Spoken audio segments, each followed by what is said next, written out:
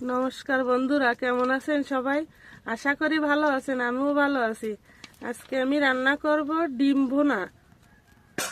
তেল তেল গরম হয়ে গিয়েছে, এবার আমি ডিমগুলো দিয়ে দেবো।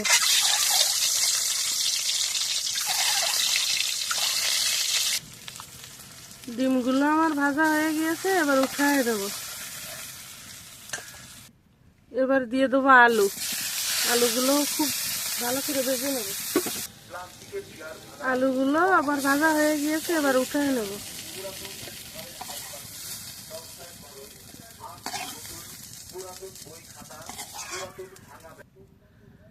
কড়াইতে তেল দিয়ে দিয়েছি, তেলটা আমার গরম হয়ে গিয়েছে।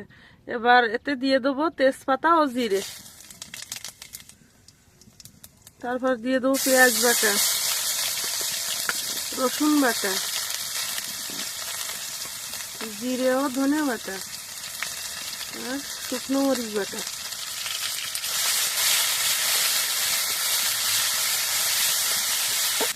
দিয়ে দেবো হলুদ গুঁড়ো, লবণ।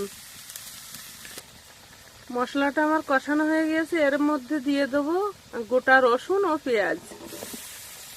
এবার দিয়ে দেবো ভেজে রাখা আলু ও ডিম।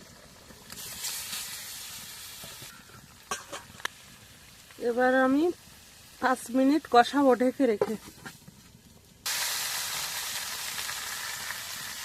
আলু ও ডিম কষানো হয়ে গিয়েছে, এবার জল দিয়ে দেবো।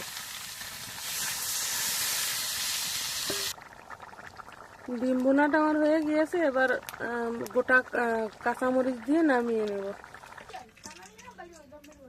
আমি দিয়ে দেব সামান্য একটু ভেজে রাখা গরম মশলার গুঁড়োটা।